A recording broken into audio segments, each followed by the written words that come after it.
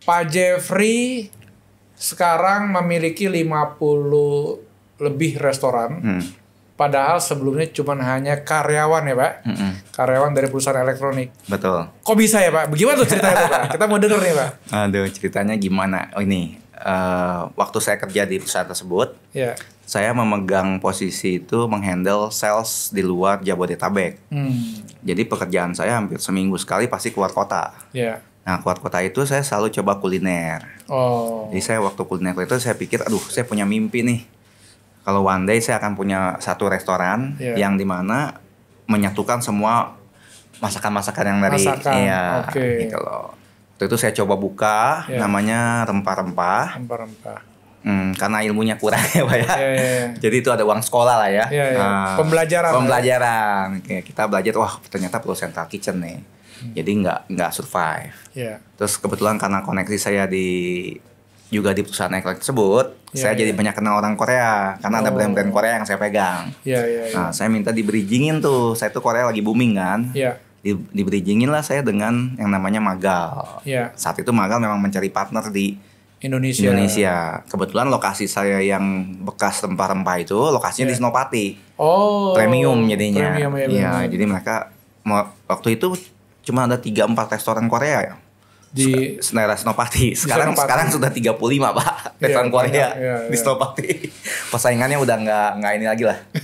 Nggak perlu terobosan lagi tuh Pak. Iya makanya.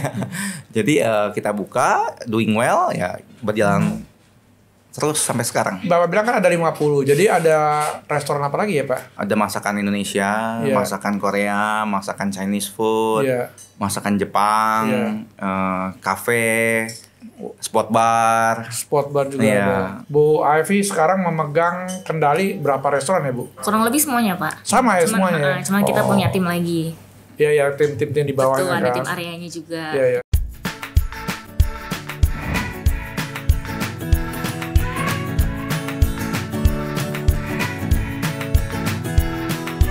Welcome to RSC Podcast, Resto Cafe and Coffee.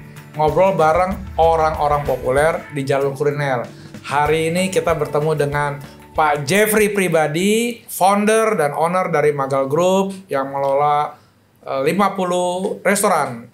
Dan juga dengan Bu Ivy yang cantik, yang kelihatannya kalem, tapi nanti coba kita dengerin suaranya, apakah dia kalem apa tegas. Karena nggak mudah ya, memanage 50 restoran dengan hanya kalem ya, apalagi bandel-bandel ya. Oke Pak Jeffrey, kita mau teruskan pembicaraan kita mengenai Magal ya. Saya dengar kalau restoran-restoran Korea yang di sana tuh kan dia dimiliki oleh orang Korea. Nah sedangkan Bapak tentunya costnya terlalu tinggi kalau buka cabang terus dengan chef orang Korea kan. Nah saya mau dengar filosofi Bapak sehingga Bapak bisa terus buka cabang begitu banyak tanpa orang Korea di dalamnya. Gimana Pak ceritanya Pak? Magal itu kan sebenarnya di Korea itu cukup banyak ya Pak ya. Ada sekitar 400 store. 400. Waktu sebelum COVID. Di sana itu dia konsepnya memang Korean barbecue versi warteg gitu loh. Iya. Cuman kalau dibawa ke Indonesia, kita upgrade. Jadi kelasnya kita naikin, size-nya kita lebih besar. Kalau di Korea itu size-nya cuma 60 meter, 80 meter di lantai 2 gitu. Tapi titiknya banyak. Benar. Nah, karena Korean barbecue itu termasuk makanan medium ya mungkin ya. Pangsa pasarnya medium ya. Kita bawa masuk, kita lihat, oh ternyata pangsa pasarnya lebih banyak orang Indonesia yang makan. Karena benar yang Bapak bilang tadi, kalau orang Korea dia carinya restoran yang ada Koreanya. Dan karena Magal itu retail chain, kurang diminati sebenarnya kalau untuk orang Korea. Mereka lebih cari authenticity-nya. Kalau yang autentiknya orang Korea. Jadi karena pangsa pasarnya orang Indonesia, ya kita pikir udah saatnya kita harus berani nih pakai.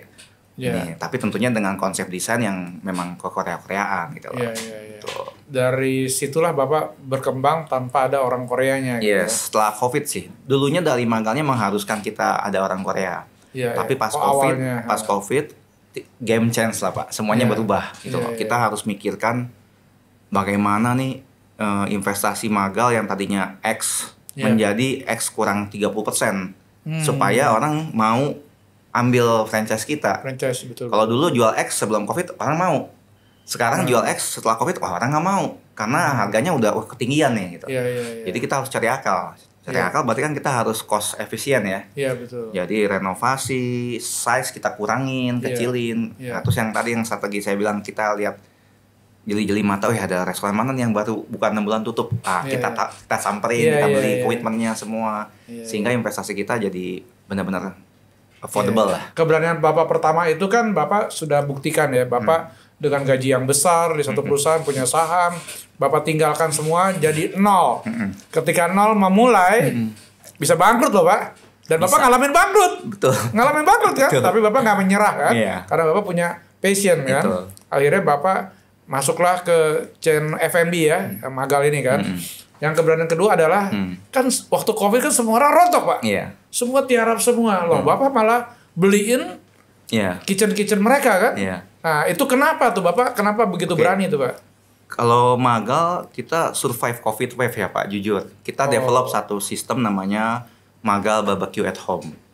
Jadi orang kan nggak bisa keluar rumah, tapi mau makan Korean barbecue. Dan suasananya juga seperti di restoran.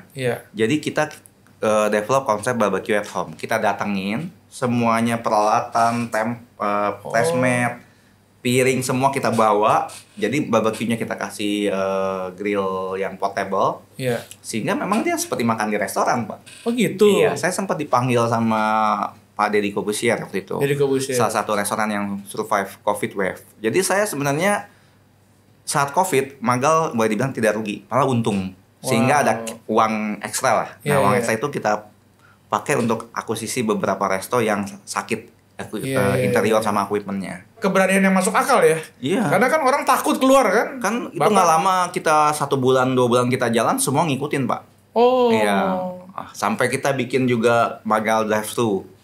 Jadi dia klakson dari mobilnya, tintin. Nanti orang kita keluar, kasih pesan apa semua, nanti diantar ke mobil. Itu juga kita jalanin. Dulu kita kalau sales itu 100%, 90%-nya itu dari barbecue at home. Nah, kita percaya nih kalau misalnya nanti setelah balik lagi, barbecue at home masih diminati Pak. Karena kan orang kadang-kadang mau bikin acara di rumah. Tapi persentasenya juga udah kebalik sekarang. Dan ini 90%, barbecue at home-nya 10%. Itu bagaimana cara Ibu memanage segitu banyaknya restoran? Yang pasti kerja sama tim ya Pak ya. Kita ada divisinya sendiri, divisi operasional sendiri tuh ada tim per brandnya juga. Di brandnya juga ada tim areanya juga Pak. Jadi kita ada brand, terus ada areanya bawahnya. Di manajemen levelnya tuh ada areanya, area manajernya. Di store-nya tuh kita ada head store-nya juga. Gitu. Jadi daily-nya kita komunikasi by phone aja sih, by WhatsApp kayak gitu. Ada handicap apa yang Ibu hadapi? Paling sulit memang kekaryawanan sih Pak. Karena kan kita di bidang service, jadi kita harus mengelola itu SDM supaya gimana bisa kasih service terbaik. Itu yang agak sulit sih memang. Bagaimana tren kuliner Korea di Indonesia beberapa tahun terakhir ini nih Pak? Meningkat sekali. Saya kan cerita tadi di Senopati waktu kita buka restoran cuma 5 kali Korea.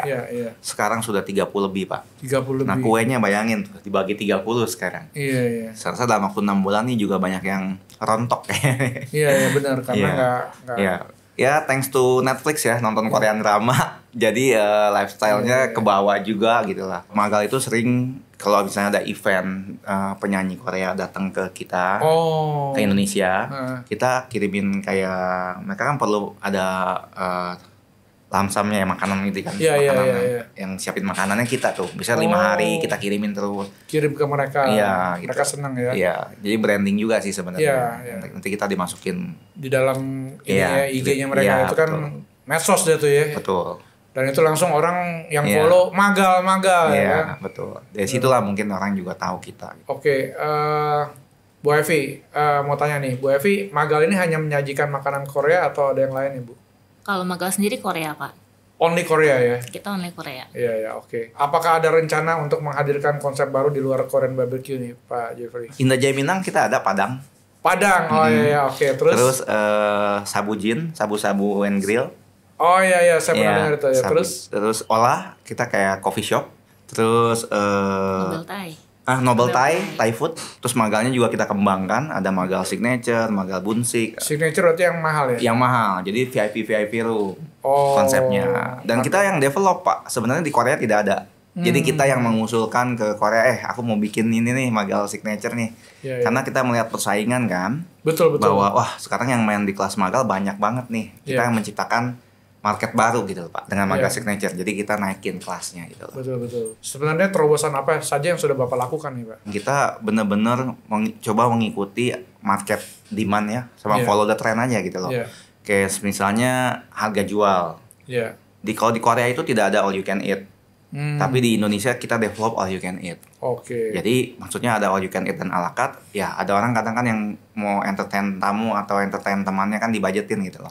Dengan all you can eat kan udah ada harganya. X rupiah udah pasti angkanya segini. Dia buat teman-teman all you can udah tahu nih budgetnya kan. Betul. Itu kita ya, karena juga waktu itu tren all you can eat lagi rising gitu loh. Jadi kita develop all you can eat. Terus kita ada waktu itu apa Squid Game ya.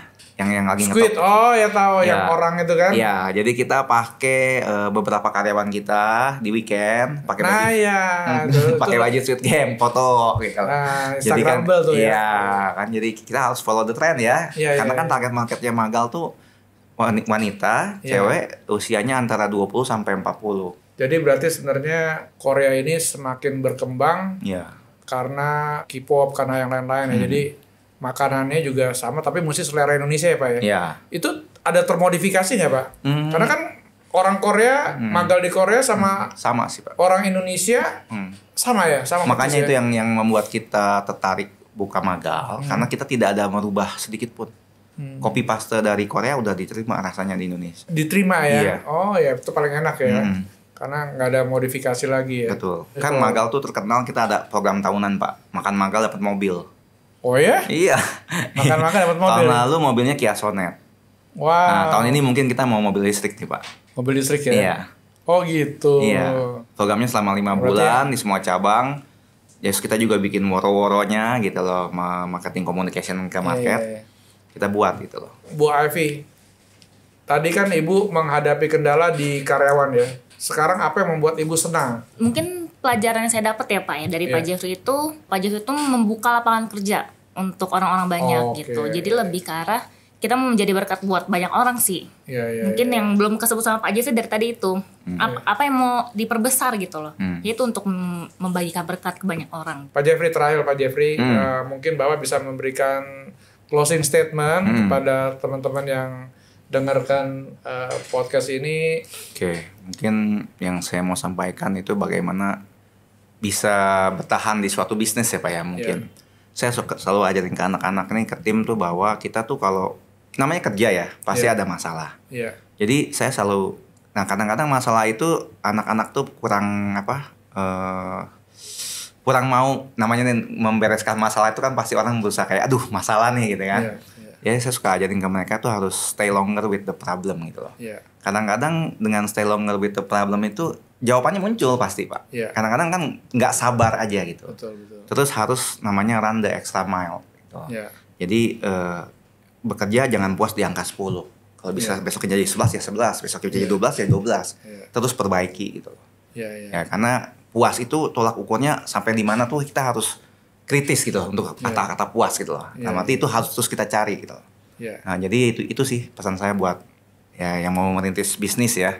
Bahwa magal ada hari ini dari 1 store menjadi 50 store ya. Karena kita mau run the extra mile, kita mau stay longer with the problem.